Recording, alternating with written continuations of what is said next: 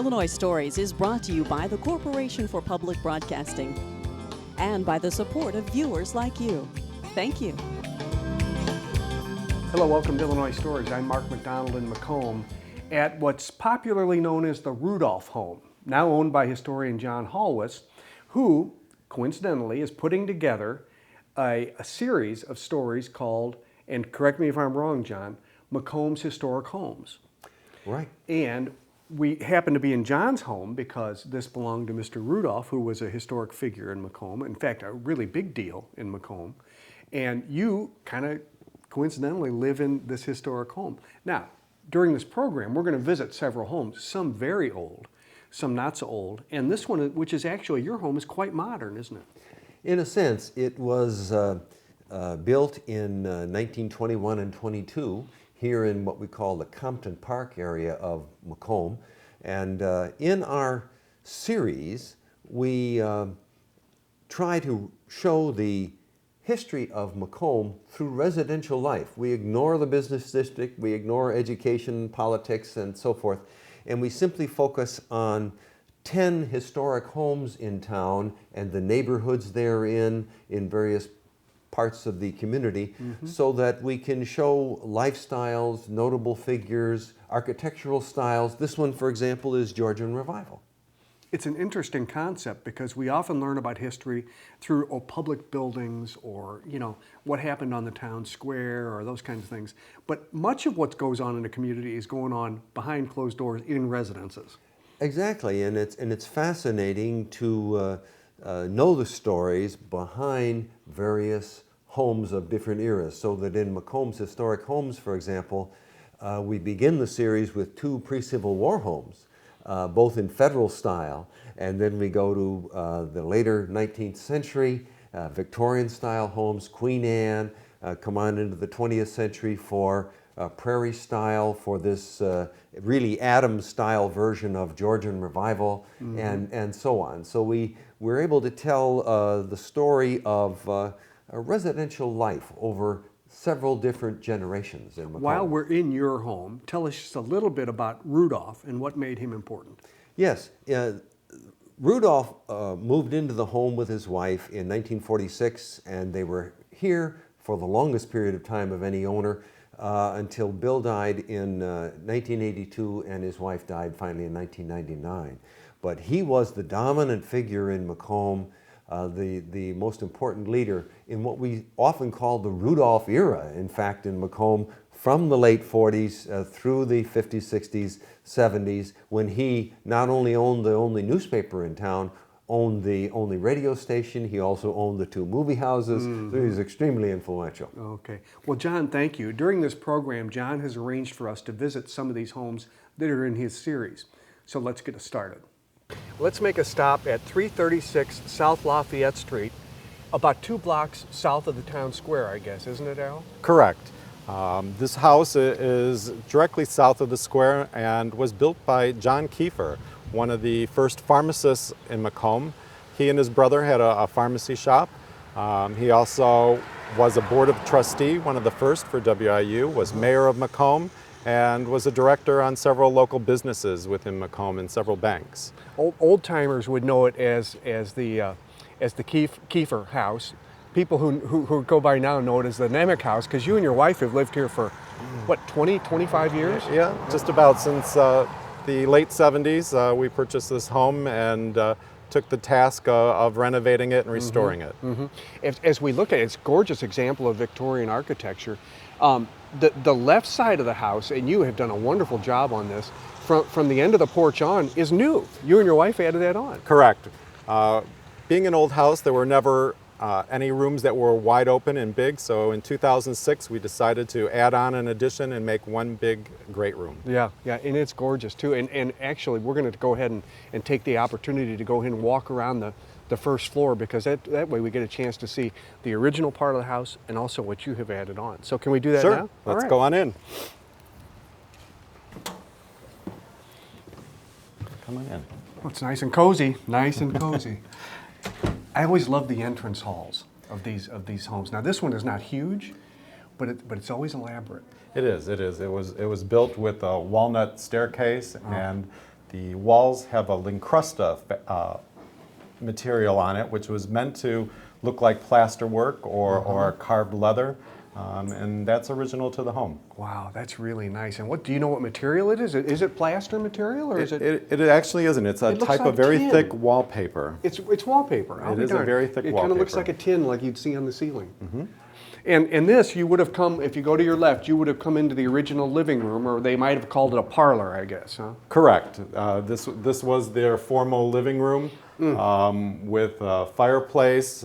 It is a slate fireplace that was faux painted to look like marble, and it was a coal burning originally as well. And that's the original fireplace. You didn't have to do anything to that. That's the way it was. It was a painted slate.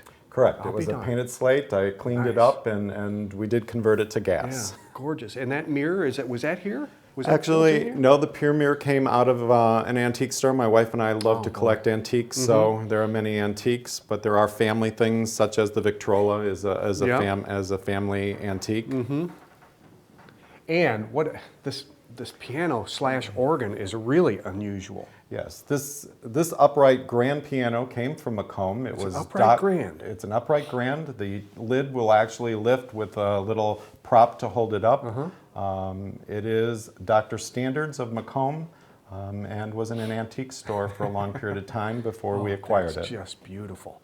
Now, we mentioned you added on. You could tell from the thickness of this. This was a double window, and this is the original wall. Correct. To the outside. So we would be walking outside of the original house now. Correct. And back in, 2006, you and your wife added this on. Correct. We because the old rooms were heated by fireplaces, there were no double openings and open doorways, so every room was just independent. And so in order to have a large gathering of several people, we decided to make one big great room so that we could have everybody together. Yeah, and you did everything you could to keep the Victorian motif moving through this, didn't you? Yes, we did. And we tried to keep the woodwork at the same size and keep the fireplaces in as well. Yeah.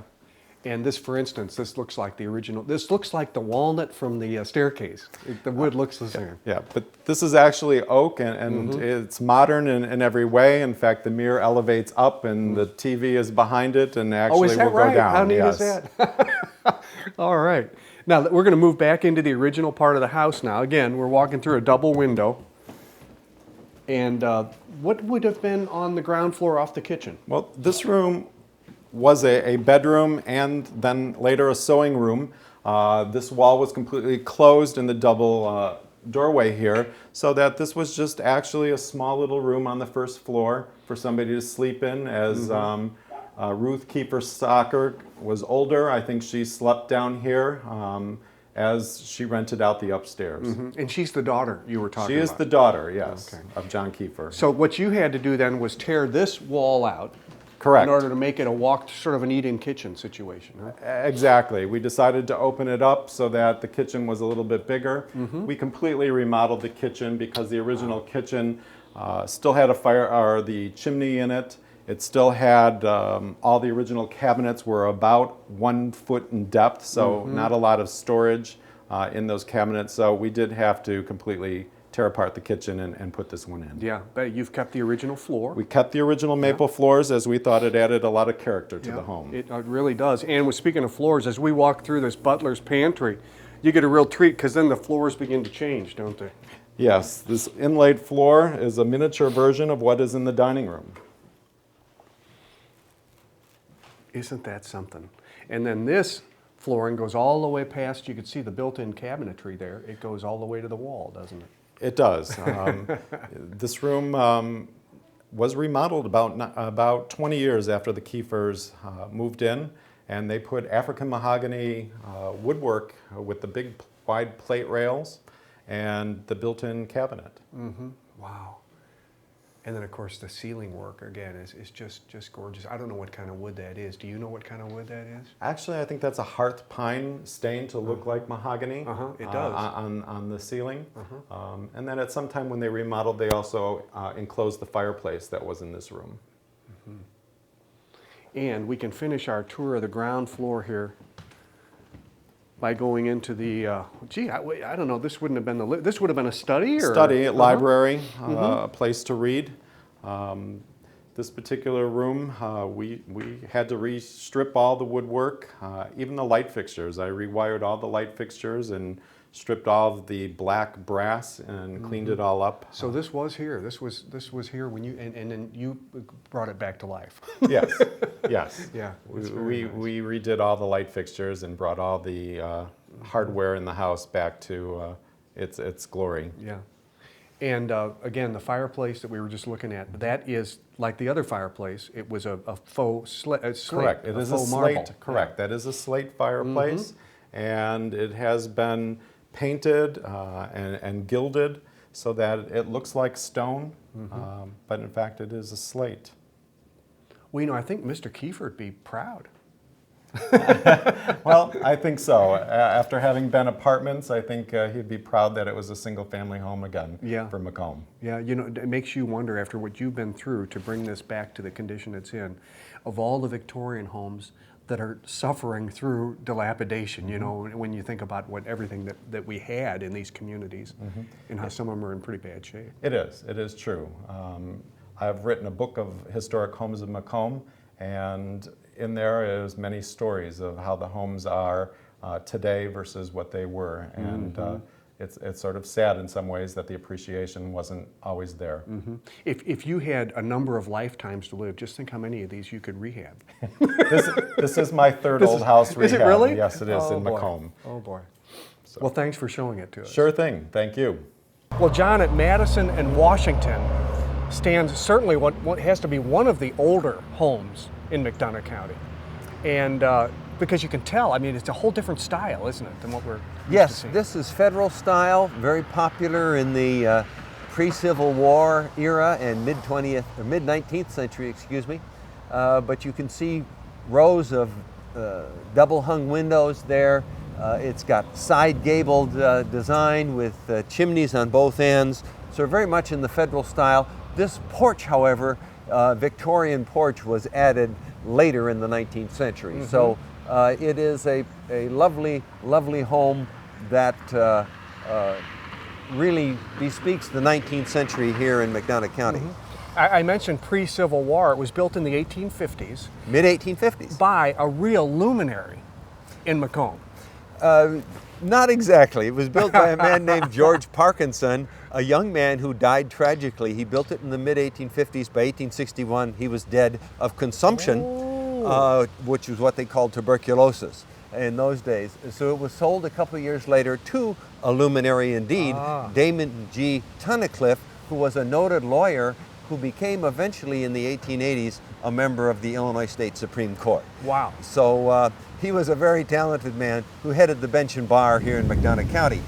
But he also had a remarkable family, in particular 3 daughters that were born and raised here, became noted social activists in different ways. The older daughter, Helen, born in 1870 and raised here in town, became one of the earliest lawyers in Illinois. She was admitted to the Illinois bar in 1896, which was remarkable when there were practically no other female lawyers.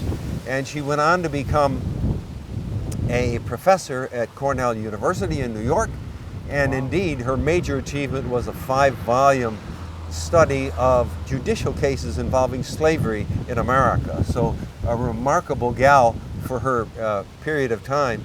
Her younger sister, Sarah, born in 1873 and raised here, went to Chicago and became a social activist on behalf of the poor in that city. And the youngest of the 3 girls, Ruth, who was born here in 1876, was even more remarkable than the other 2 in that she went on to get an MD from Rush Medical College at the turn of the century and gave up a chance for clinical practice at a time when very few other women were doctors to go into immunology. And she became outstanding. She did more than 100 research papers on the causes of influenza, meningitis, and so forth. And in fact, she identified the streptococcus that causes measles. Wow. And was the first one to do that and began developing serum for inoculation for measles in really the later refinements of measles inoculations all go back to Ruth Tunnicliffe from Macomb. She's buried here in our local cemetery. What a remarkable family. Well, we've arranged to have the present owners of this home give us a tour, so thank you for the history. You're sure welcome. Well, Marietta Weston, you and your husband, Charles, when you talk about a house this old, living in it for 27 or 30 years, is just a speck in time, isn't it? It is yeah, a you're speck just in sort time. of the We are just caretaker of this house the for a caretaker. while. We are the temporary owners. I really feel that it belongs to the history of the town. Oh, it really and does. to Illinois, all of Illinois. 1850s, it predates the Civil War. That's right. And of course, as we're going to see, it has some interesting history related to slavery because it predates That's the right, Civil that's War. right. But more immediately, it was the home, the man who built this, was probably the best known jurist in McDonough County. That's absolutely right. And his name was Judge Tunnicliffe. And I wanted to start going this way because you've still has his office pretty much as he had it. Of course, his computer is still here, right? That's right. Let's go and take a look. But this was his office, and much of his professional work and life was spent in here with his books. That's right, with his books. And this was his library. This is where he would see his clients. Mm-hmm. And I suspect these bookcases you see were mahogany in those days. I think they were ripped out and sold at some point. Oh, that's such a shame. Because Such a you shame. put up the wooden we put bookcases. up our wooden Yeah, bookcases yeah. and other shelves. But I can well imagine what it did look like in those Yeah, days. yeah. And the fireplace. It's the same old fireplace, It's the right? same old Yeah. fireplace. That's exactly Yeah. right. And they we needed a c- lot of them in those times, They didn't needed they? a lot of them, yes, to keep the house warm. Mm-hmm. There were fireplaces downstairs and upstairs. Mm-hmm. And the wooden plank floors, as you can see, you've chosen to keep them We worn have- as though he's still walking on That's these. right, as if he were still walking Yeah. around. Really nice. And I suspect he would have had carpets like this Mm-hmm. from the Far East. And we can be sure that he wouldn't have had an abstract painting like this No. over the fireplace. I don't think so, but you never know. well, he you may have never been an know. expansive human being. Yes. But look at the difference between when you walk from across this threshold here into the dining room, which is a formal room, how much it changes. A very formal room. And I will tell you that the floor in this room is decidedly different from the wide boards in the library. Yep. We have inlay here on it's the gorgeous. floor, and you can see that it was a place where they did some entertaining. Absolutely. And the size of this room, most Mm-hmm. houses of this age didn't have rooms this big. This is That's a big room for a correct. lot of people, a lot Yes, of that's entertaining. Yep. exactly right. Now, and right behind you, your husband Yes. brought this to my attention. He says, if you like old stuff, Yes. he says that grandfather clock in there predates the house by maybe 50 or 100 Oh, years. it So this is certainly from does. the 1700s. This is from the Yeah. 1700s, from Philadelphia, Oh, by an old cabinet maker. Very, very, very nice.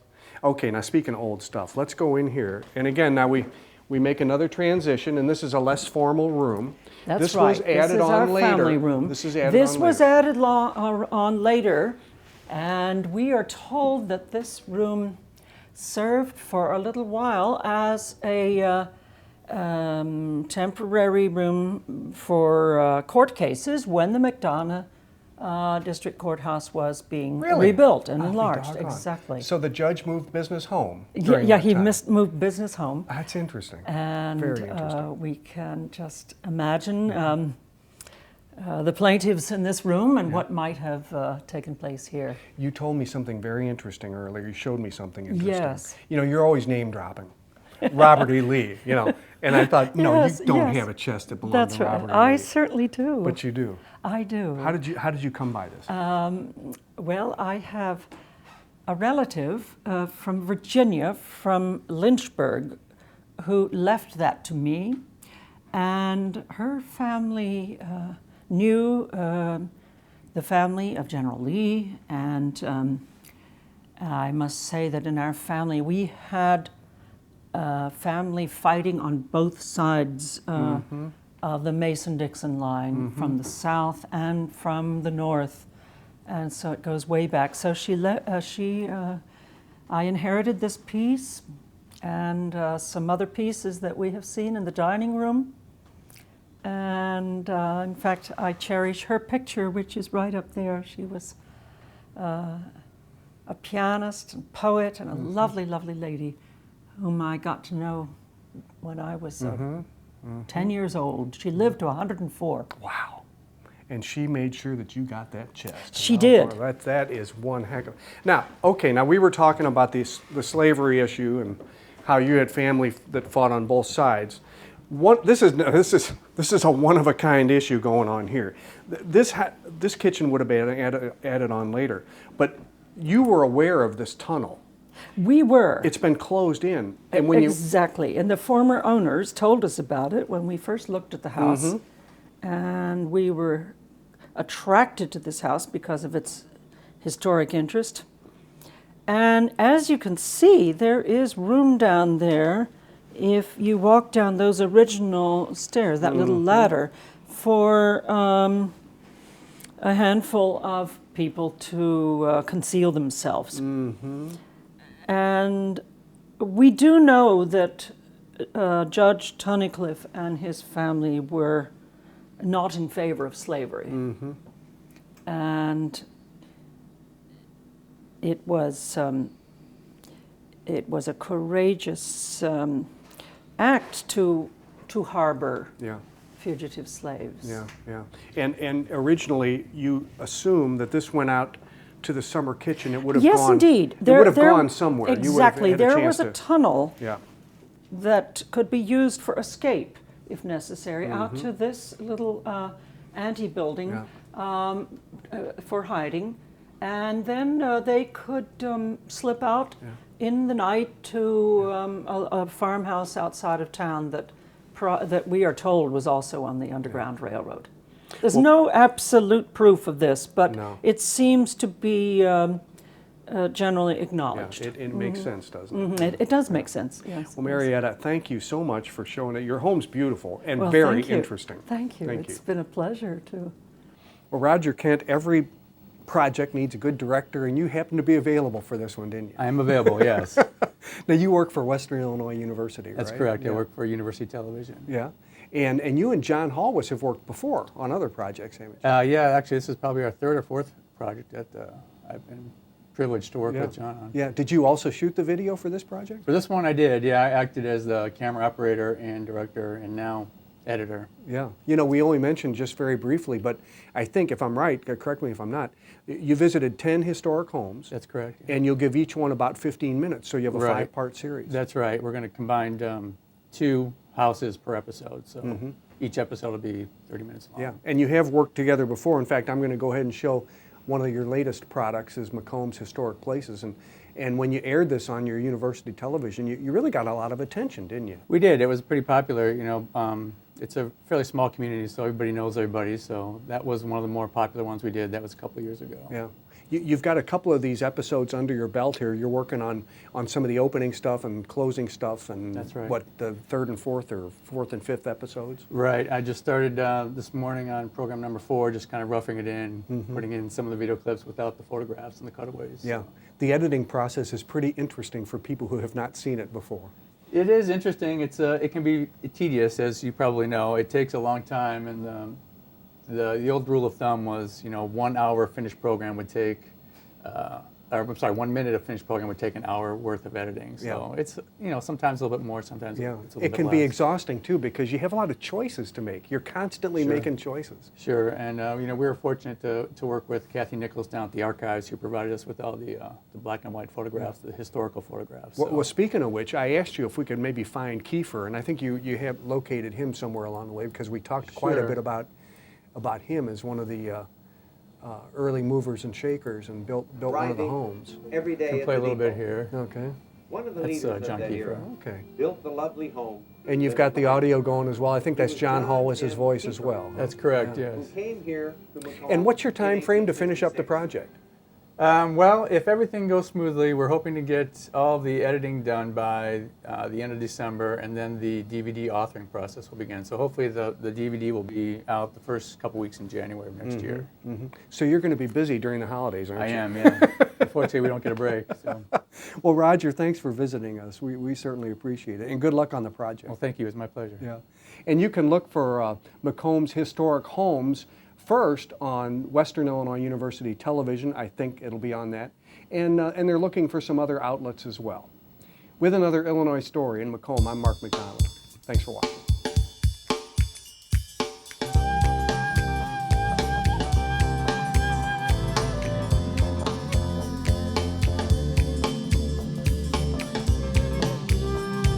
Illinois Stories is brought to you by the Corporation for Public Broadcasting and by the support of viewers like you. Thank you.